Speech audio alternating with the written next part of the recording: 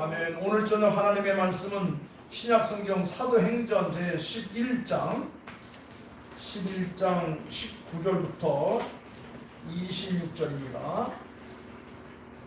하나님의 말씀 생명의 양식 신약성경 207조 사도행전 11장 19절부터 26절까지를 보겠습니다. 오늘 설교 제목은 26절 말씀에 보면 거기 이제 기록이 되어 있습니다. 하나님의 말씀 생명의 양식 신약성경 사도행전 11장 19절.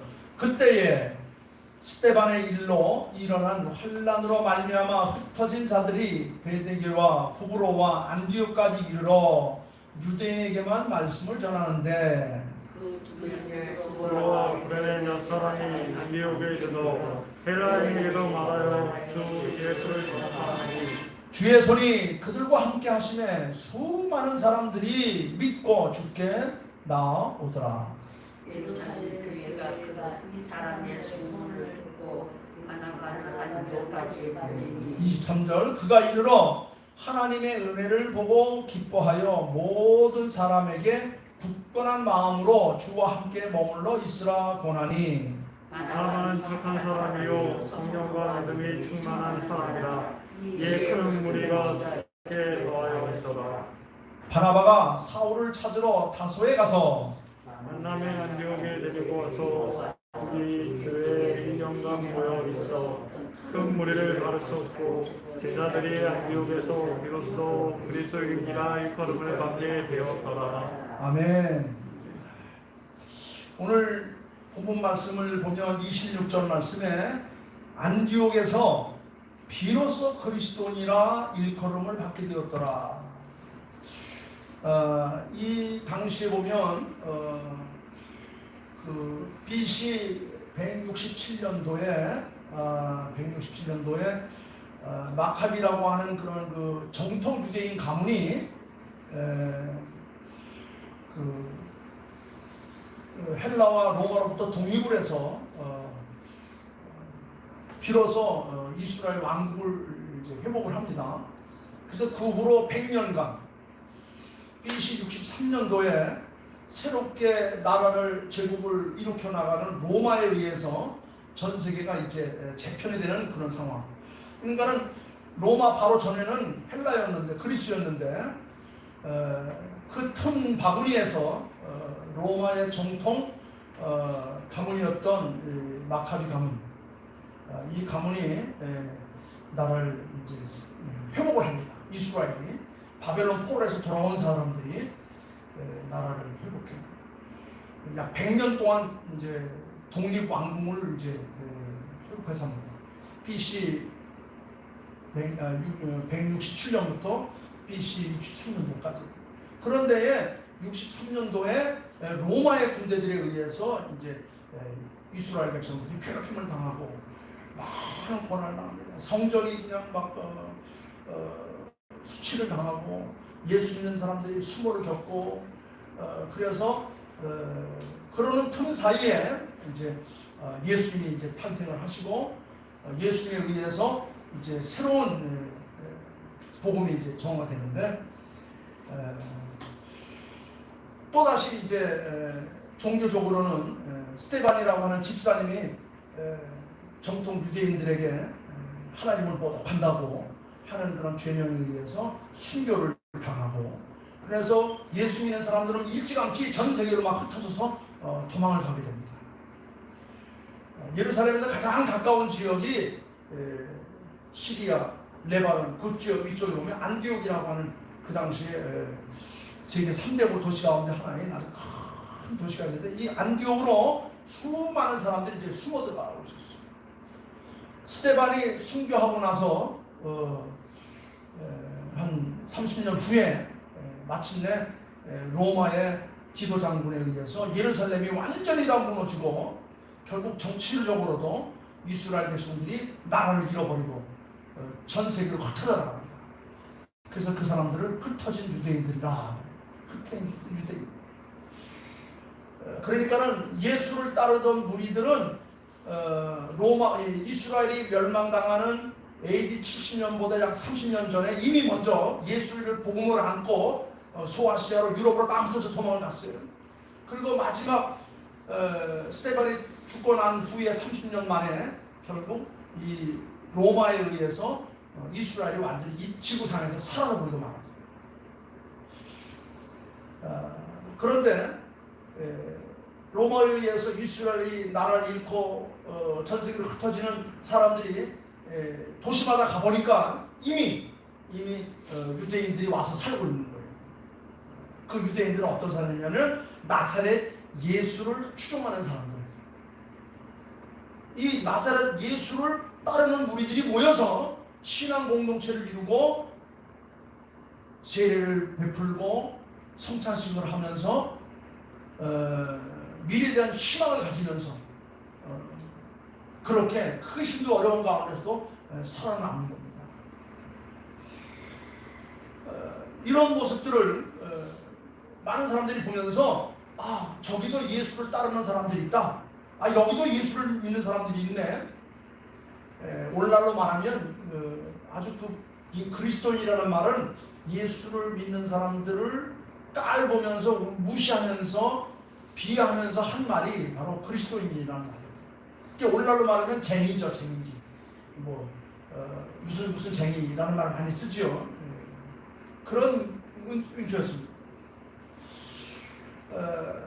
오늘 본문 말씀 보니까 여기 그때의 스데반의 일로 일어나는 환난으로 말미암아 흩어진 자들이 베니게와 구브로와 안디오까지 이르러서 유대인에게만 말씀을 전하는데, 스데반의 사건으로 흩어져서 유대인 동조를 모르고 있는 그런 유대인들, 또 거기에다가 또 더불어서 이스라엘이 멸망을 당하고 난 다음에 흩어져 온 또 다른 유대인들, 그런 사람들에게만 복음을 전하는데, 그 중에 구브로와 구레네 몇몇 사람들이 안디옥에 이르러서 이제는 헬라인에게도 말하고 로마인에게도 말하면서 복음을 전합니다. 그리고 그 사람들이 모여서 열심히 신앙생활하니까 점점 더 커지는 거예요. 점점 더 커지니까 예루살렘 모교회에서 이제 구체적으로 그들에게 지도자를 파송해야 되겠구나. 그들을 정말로 지도할 수 있고 돌봐줄 수 있는 목회자가 필요하겠다. 그래서 예루살렘 교회가 이렇게 흩어진 유대인들이 모여서 신앙 공동체를 이루고 사는 것을 보고 그 당시에 가장 힘이 있었던 이 바나바를 안디옥까지 보내게 됩니다. 이 바나바가 그곳에 와서 복음을 전하면서 목회를 하는데 자기 힘으로는 부딪힐 만큼 교회가 점점 커지는 거예요. 그래서 지금 마침 그 다소에서 부활하신 예수님을 만나고 변화되어 있는 이 사울이라고 하는 사람이 생각이 나서 사울을 모셔다가 함께 복음을 전합니다. 그래서 바나바가 사울을 찾으러 다소에 가서 만나서 그를 다시 안디옥으로 데리고 와서 둘이서 1년 동안 모여서 큰 무리들을 가리키고 그들을 돌보고 그들을 위해서 헌신 봉사하니까 그때서야 주변에는 많은 피나 나온 유대인들, 그리고 예수를 구주로 믿지 않는 정통 유대인들, 이런 사람들도 그 무리를 보고 저거 예수쟁이들 저기 다 있다. 그 당시 헬라 사람들도 로마 사람들도 보고 저기에는 그 예수 믿는 사람들이 있네. 그래서 비로소 그들을 보고 그리스도인이라고 부르게 되었다. 그런데 신약성경 전체를 보게 되면 그리스도인이라는 말이 딱 세 번 나오는데, 오늘 사도행전 11장에 나오고 26장에 나오고 베드로전서 한 번 나옵니다. 자, 이렇게 서론 좀 길어졌는데, 이 그리스도인이라는 말은 처음에 시작할 때는 무슨 고상한 이유로 높여서 부른 게 아니에요. 예수 믿는 사람들은 아주 비하해서 저 사람들은 특별한 사람들이야, 저 나사렛 예수를 따르는 예수쟁이들, 이렇게 부른 겁니다. 베드로는 오히려 남들이 비하해서 부르는 그 이름을 오히려 자랑스럽게 여기면서 그리스도인이라는 용어가 바로 우리 그리스도인의 진정한 이름이라, 우리는 나사렛 예수를 따르는 사람이라고 하는 것이 우리는 자랑스럽게 여기고, 우리는 그것을 누구에게도 표현할 수 있어야 됩니다. 어디 가서든지 내가 예수 믿는 사람이라고 하는 것을 숨길 필요도 없고 그것에 대해서 위축이 될 필요도 없고 그것에 대해서 그렇게 자기를 낮출 필요도 없다. 저 사람들이 우리를 그리스도인이라고 비하하고 있지만 우리는 떳떳하게 그리스도인이라고 하는 그 자체가 바로 우리들의 이름이다. 그리고 그 이름을 부끄러워하지 말고 그 이름으로 우리는 어떻게 되느냐? 하나님 앞에 영광을 돌리면서 그렇게 살아야 됩니다. 그래서 우리는 어느 곳에 가든지 누구를 만나든지 무슨 일을 하든지 떳떳하게 우리는 예수의 사람, 그 사람들이 우리를 예수쟁이라고 비유하고 우리를 예수쟁이라고 무시하고 우리를 깔볼지 모르지만 우리는 그 말을 우리는 당연히 받아들이면서 우리는 그것을 가지고 하나님 앞에 영광을 돌리며 살아야 된다. 그랬어. 자, 그래서 오늘 설교 제목이 비로소 그리스도인이라는 이름을 얻게 되었는데, 자 서론을 기도했는데 그 그리스도인이라는 말, 이 그리스도인이라는 말은 한마디로 말하면 예수를 믿는 사람, 예수를 따르는 사람, 예수 함께하는 사람이라는 거예요. 그러니까 예수 믿는 사람들을 뭐라고 그래요? 그리스도인이라. 그런데 여기 예수를 믿는 사람들이라고 했어요. 가장 중요한 단어는 뭡니까? 믿는 거죠. 믿는 거예요. 여기 믿는다는 말은 뭡니까? 신뢰한다는 말, 맡긴다는 말, 그런 뜻이에요. 믿음은 맡기는 겁니다. 여러분 믿지 못하면 어떻게 맡기겠어요? 믿는다는 헬라어의 그 원어의 뜻은 맡긴다는 겁니다. 맡긴다. 여러분 누구에게 맡겨야 됩니까? 우리는 종종 사람들을 믿었다가 상처를 입는 경우가 얼마나 많은지 몰라요. 아쉬워서 와서 소리 빌들어 무릎 꿇고 돈을 빌려달라고 해서 믿는 마음으로 빌려줬는데 갚아야 될 때는 나무라고 뒤로 자빠지면서 상처를 줄 때가 얼마나 많습니까? 여러분 사람은 믿을 대상이 못 돼. 우리가 사람을 믿었다가 상처를 입고 인생을 망치고 헤매는 경우가 얼마나 많은지 모릅니다. 여러분 사람은 송두리째 맡기기에는 정말 어렵습니다. 그래서 그에게 권력도 지도도 기부도 맡길 수가 없어요. 잘할 줄 알고 정권을 맡겨놨더니 몽땅 다 해먹고 백성들을 얼마나 힘들게 하고 어렵게 하는 것이 우리 역사에 얼마나 많은지 모릅니다. 처음에는 믿음을 줘서 우리의 신뢰를 얻으려고 가진 아양을 떨면서 다 해서 우리가 표를 줬어요. 돈을 빌려줬어요. 믿음을 줬는데 그것을 인해서 상처받는 경우들이 얼마나 많은지 모릅니다. 사람은 믿을 게 못 됩니다. 사람은 이 세상인데 이 세상은 믿을 게 못 됩니다. 그러나 하나님은 말씀 가운데 우리가 믿고 믿어도 되고 모든 것을 맡겨도 되는 분임을 우리에게 말해요. 하나님은 우리 인생을 부담내지 않습니다. 우리를 실망시키지 않습니다. 그래서 예수를 믿었던 사람은 목숨까지 아끼지 않고 순교했던 사람들, 삶과 생명과 건강과 오늘과 내일을 모두 맡긴 사람들, 이것이 바로 믿음이에요. 믿고 맡기는 사람들, 누구를? 예수를 믿고 자기의 삶을 맡기고 그를 따라가는 사람을 오늘 본문 말씀에서는 그리스도인이라 하고 있어요.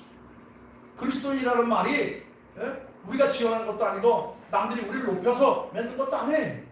남들이 우리를 비하하고 조롱했던 말, 우리가 어디 가서 예수 믿는 사람이라고 모여서 이렇게 나타내기 참 불편한 그런 말이었는데 오히려 그것을 감사히 여기고 그것을 통해 하나님 앞에 영광을 돌리며 살라 이렇게 말했어요.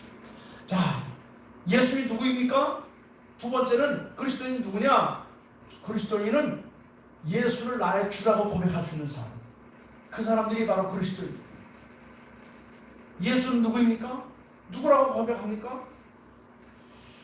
예수를 누구라고 고백하느냐 하느냐에 따라서 그 사람이 그리스도인인가 아닌가를 알 수가 있어요. 마태복음에도 보면 또 베드로도 그랬죠. 예수님께서 제자들에게 세상 사람들을 나를 누구라고 하느냐? 그렇다면 너희는 나를 누구라고 하느냐? 베드로는 예수님의 12제자 가운데 가장 신임을 받는 제자였고 맏제자였습니다. 그는 주는 그리스도시여 살아계신 하나님의 아들입니다라고 정말 확실한 대답을 통해서 예수님에게 사랑을 받았던 제자였지만은 그도 궁지에 물리자 그는 3번씩이나 예수를 부인했어요. 이제 다음 주간에 고난주간인데 고난주간에 이제 마지막에 예수님의 마음을 가장 아프게 했던 것 가운데 하나가 뭐냐면 예수님께서 가장 그래도 신뢰했던 믿었던 가르쳤던 제자였던 베드로조차도 인간적으로 궁지에 몰리니까 3번씩이나 예수를 부인하는 사건들이 나타나요. 왜 부인합니까? 부인하는 이유는 딱 하나예요. 주의 없기 때문입니다. 힘들었기 때문이다. 자기에게 불이익이 왔었기 때문에 믿음을 저버리는 경우들이 얼마나 많은지 모릅니다. 여러분, 아무리 힘들고 어려워도 두려워해서는 안 되고 그것을 우리가 저버리면 안 되는 겁니다. 신이 없는 사람처럼 가장 참 불쌍한 사람이 없어요. 여러분, 예수님께서는 그랬어요. 베드로가 아주 인간적으로 자신있게 주는 그리스도시로 살아계신 하나님이다라고 고백을 해서 내가 바로 반석이라 라는 이름을 받았지만 그도 정작 현실 속에서 살다 보니까 불이익이 오고 또 자기가 난처해지니까 한마디로 두려우니까 부인하는 경우가 생겼습니다. 그래서 그는 3번씩이나 예수님을 부인하다가 그 말이 떠올라서 주님께서 하신 말씀입니다. 그래서 그는 밖에 나가서 통곡을 했다고 말했습니다. 여러분, 우리는 마음으로 믿고 입으로 믿고 다 고백을 할 수가 있어요. 아니, 마음으로 믿고 입으로 고백할 수 있어야 되는 겁니다. 믿고 고백하는 사람들이 그리스도인이라고 했어요. 로마서 10장 10절 말씀에도 그랬죠. 믿음은 들으면서 하면 들음은 우리에게 진정한 믿음을 준다고 했어요. 그리고 또 하나는 이제 그리스도인이라는 말은 이제 그리스도의 삶을, 가르침을, 그의 교훈과 그의 사상을 담고 따라가는 사람입니다. 그거를 디사이플이라고 그러죠. 제자. 제자는 누구입니까? 스승을 닮는 자예요. 우리는 예수님을 머리로만 믿고 입으로만 믿고 눈으로만 믿는 것이 아닙니다.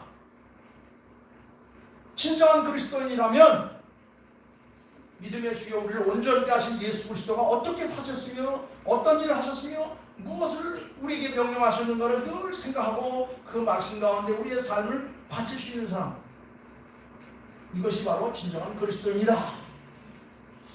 우리는 종종 그러죠. 기독교는 말씀의 종교다 그래요.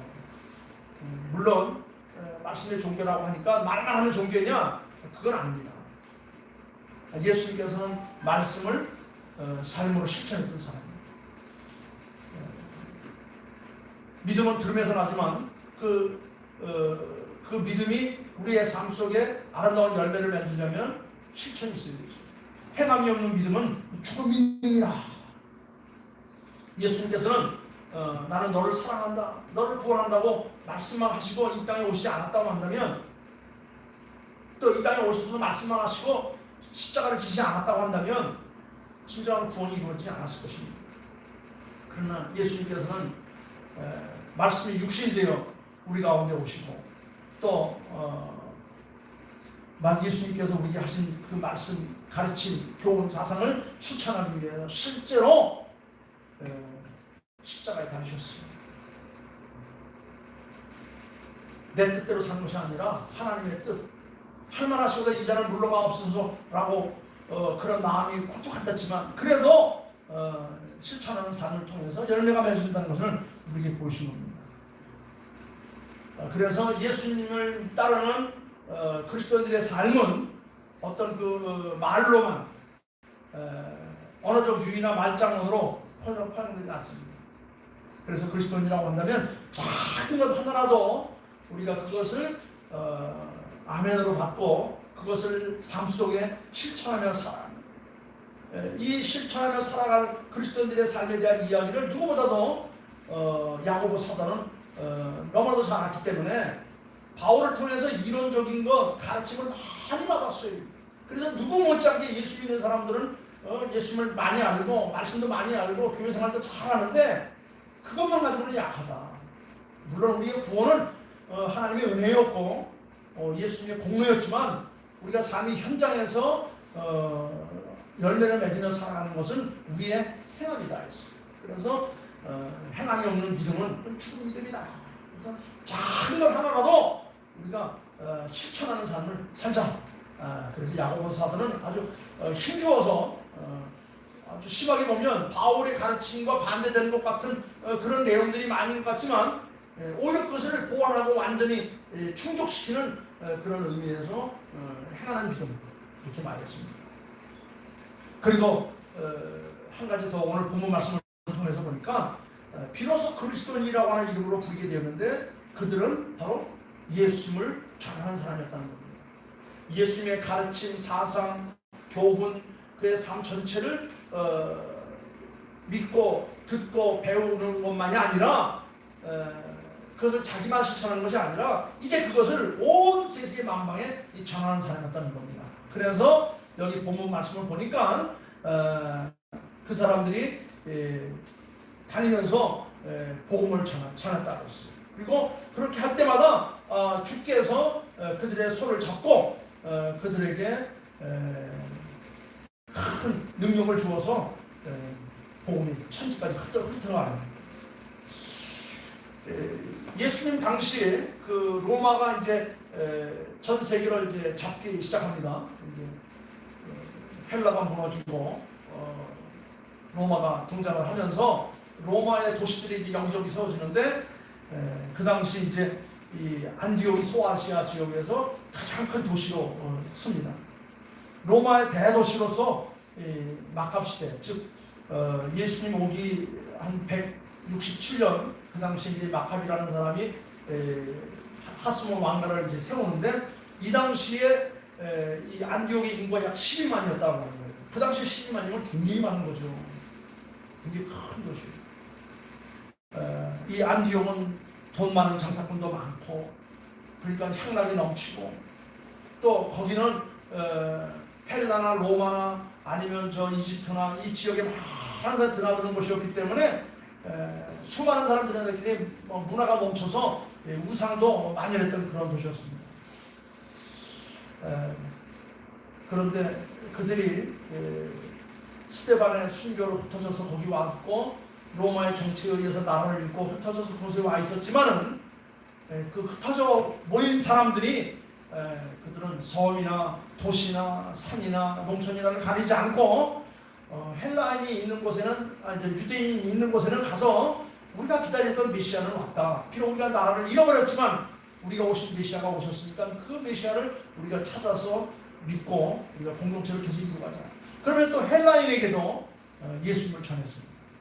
그래서 오늘 21절 말씀도 보니까 거기에 보면 주의 손이 그들과 함께 하시는 수많은 사람들이 흩어진 유대인들의 흩어진 그 예수 믿는 무리들의 말을 듣고 믿고 주께로 돌아와서 점점점 교회가 확장되어 갔다. 그랬어요. 그렇습니다. 예수님께서 그랬어요. 볼지어다 세상 끝날까지 내가 너희와 함께 할 것이다. 능력이 너에게 임하면 권능을 받아 온 유다와 사마리아와 땅까지도 나의 증인이 될 것이다. 여기 바로 예수의 무리들에게 나타난 주의 능력은 바로 주의 손이 그들과 함께 하시네. 수많은 사람들이 믿고 따라오라. 그렇습니다. 주의 손이 나와 함께 해야 됩니다.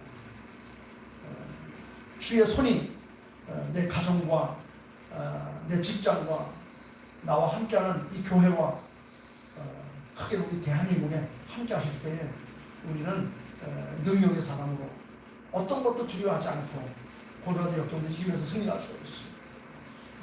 오늘 이 자리에 모인 여러분들, 또 방송으로 함께 예배를 드리는 여러분들은 바로 그리스도입니다. 그리스도는 비록 세상 사람들이 우리를 조롱하고 비하하는 의미에서 우리를 그리스도인이라고 했지만 오히려 그것을 자랑스러워하고 반면에 부끄러워하지 말고 오히려 그 이름으로 힘을 얻어서 하나님 앞에 영광을 돌리는 사람들.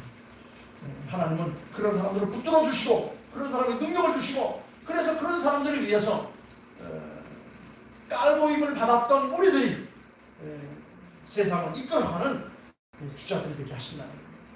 원수의 목전에서 상을 베풀어 주시고 내 잔을 넘치게 하시고 나를 높이 세워서 시대의 주인공으로 생명한다는 거예요. 어느 곳에 있든지 무엇을 하든 문제가 아니에요. 그렇습니다. 우리는 예수 그리스도인이 되었다는 것을 자랑스럽게 여기면서 감사하면서 마지막 우리에게 주어진 이 귀한 사명 그리스도를 전하는 이 사명자로서의 삶을 살아가면 하나님은 더 큰 역사를 이룰 것입니다. 오늘 주신 말씀을 기억하며 또 한 주간 그리스도인으로서 멋진 삶을 펼쳐가기를 주의 이름으로 축원합니다. 기도하겠습니다. 아버지 하나님 감사와 찬양과 영광을 돌립니다. 스데반의 순교로 인하여서 예수를 따르던 무리들이 온 산지 사방으로 다 흩어질 수밖에 없었습니다. 그 후 30년이 지난 후에는 또 이렇게 참 로마의 압박과 이렇게 참 침략에 의해서 이스라엘이라고 하는 나라가 완전히 지구상에서 흩어져서 무너져서 그의 백성들이 산지사고로 흩어지게 되었습니다. 그러나 그들은 흩어진 곳에서 예수님의 가르침을 굳게 믿고 따르고 그래서 복음을 전하여서 주의 능력의 손이 그들과 함께하여서 오늘날까지 이렇게 놀라운 역사를 이룬 것을 저희들 생각해서 감사를 드립니다. 세상은 우리를 그리스도인이라고 예수를 따르는 나사렛 무리들이라고 조롱할지 모르고 비하할지 모르지만 우리는 오히려 그것을 부끄러워하거나 창피하게 여기지 않고 오히려 두려워하지 않고 오히려 그 이름을 감사히 여기면서 그 이름으로 하나님 앞에 영광을 돌리며 살아갈 수 있도록 우리가 은혜를 주실 줄 믿습니다. 이 말씀을 마음속에 간직하면 또 한 주간 승리하는 저희들 되게 하여 주시옵소서. 감사하며 거룩하신 예수님의 이름으로 기도하옵나이다. 아멘. 아멘.